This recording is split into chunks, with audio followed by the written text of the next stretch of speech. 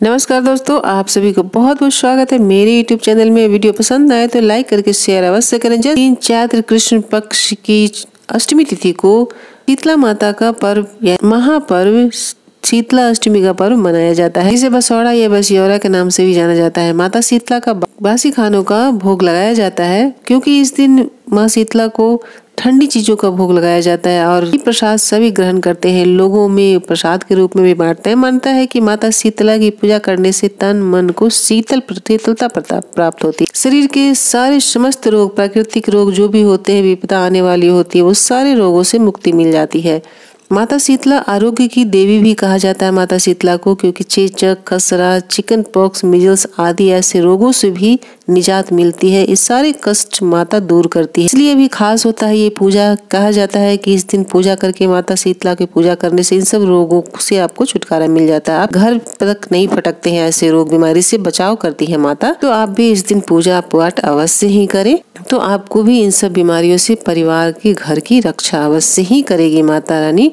स्कंद पुराण के अनुसार माता शीतला को दृष्टि और आरोग्य की देवी के रूप में भी जाना जाता है। ऐसा माना जाता है सप्तमी के दिन से ही रात में भोजन पका लिया जाता है। इस दिन ठंडाई भोजन लगाया जाता है, उनके भोग में बासी भोजन का भोग लगाया जाता है। उस दिन चूल्हा नहीं जलाया जाता है, किसी भी रूप में अग्नि नहीं जलाई जाती है, ये मान्यता है। बसियौड़ा ही खिलाया जाता है। शीतलता की देवी है तो शीतल ही चीजें उन्हें भोग लगाई जाती है। ठंडी चीजें जितनी हो उन्हें भोग लगाया जाता है। यहाँ तक कि ठंडी दीपक जलाया नहीं जाता है, ठंडी दीपक लगा सकते हैं। अष्टमी तिथि की शुरुआत हो रही है 1 अप्रैल रात्रि 9:09 से शुरुआत है इसकी, और 2 अप्रैल 8:08 तक रात्रि तक है। उदय तिथि के अनुसार 2 अप्रैल को शीतलाष्टमी का पर्व मनाया। पूजन का शुभ मुहूर्त है सुबह 6:10 से सुबह 6:44 तक। वैसे पूरे दिन भी पूजा कर सकते हैं, लेकिन शीतला माता की पूजा विशेष रूप से ब्रह्म मुहूर्त में ही किया जाता है, और सुबह का जो शुभ मुहूर्त है ये भी मुहूर्त में पूजा होती है। तो आप अपनी सुविधा अनुसार अवश्य ही पूजा करें।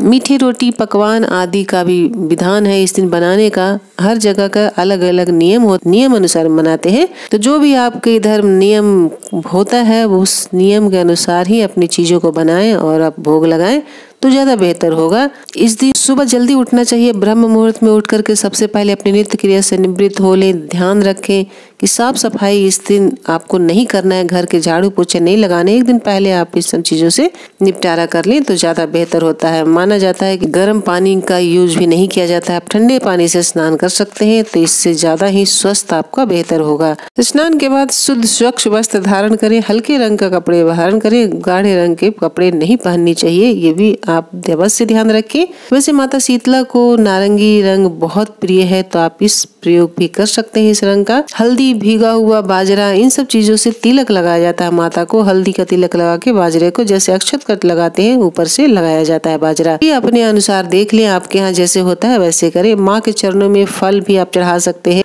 जो भी हो जल चढ़ाएं। कहा जाता है कि इस दिन आंखों में माँ को अंजन लगाया जाता है। माँ की आंखों में घी लगाई जाती है, अंजन स्वरूप, काजल स्वरूप, और वही घी आप अपनी आंखों में लगाएं। अपने थोड़े से निकाल कर माँ की आंखों से लेकर प्रार्थना करके एक पात्र में रख लें और चरणों से जल उठा करके आप रख लें, और अपने घर में जितने भी सदस्य हैं सबके आंखों में अंजन लगाएं।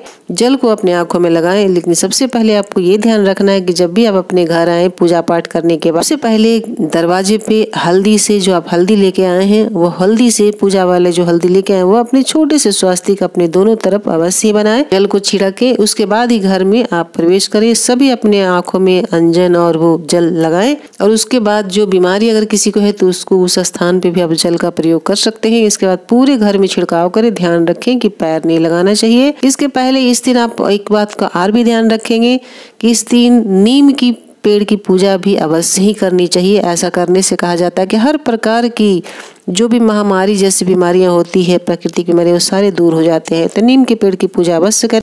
इस दिन पेड़ से पत्तियां टहनी नहीं तोड़नी चाहिए। एक दिन पहले आप तोड़ लें, या फिर टूटा हुआ आपको मिल रहा है तो वो आप लेके प्रयोग कर सकते हैं झाड़ू बनाकर, या फिर 2-4 डंठल बन लेकर हाथ में आप हर व्यक्ति को उतारा कर सकते हैं, और उतारा करने के बाद अपने मुख्य दरवाजे पे इसे टांग सकते हैं। ये भी करने से कहा जाता है कि माता शीतला आपके घर की पूरे साल रक्षा करती है, और इस तरह की प्राकृतिक बीमारियां, जो भी वायरल बीमारियां वगैरह होती हैं जैसे कोरोना हो, मिजल्स आदि, इन सब बीमारियों से माता रक्षा करती है, घर की भी रक्षा करती है, निगेटिव एनर्जी से भी आपको रक्षा करती है। तो माता शीतलता प्रदान करती हैं और सबकी बीमारियां भी दूर करती हैं। सबके मन को शीतल रखती हैं माता। हर घर से क्रोध, बीमारी, सारी चीजें दूर हो जाती है। नकारात्मक शक्तियां तो दूर होती हैं। आप भी इन सब चीजों को प्रयोग करके आप घर में अपनी शीतला माता का वास अवश्य कराएं और उनका आशीर्वाद प्राप्त करें। जयकारा लगाएं शीतला माता की। उनके मंत्रों का भी जप आप कर सकते हैं। इस तरह से भी करने से इस दिन कुछ चीजें हैं जो वर्जित मानी जाती है, जैसे कि इस दिन आपको चूल्हा नहीं जलाना चाहिए, अग्नि स्वरूप किसी भी चीज को अपना जलाएं। दूसरी चीजें हैं कि सुई धागे का प्रयोग ना करें, कटिंग का छाटना भी ना करें, मांस मदिरा का सेवन न करें। ज्यादा से ज्यादा कोशिश करें कि इस दिन सात्विक भोजन का प्रयोग करें।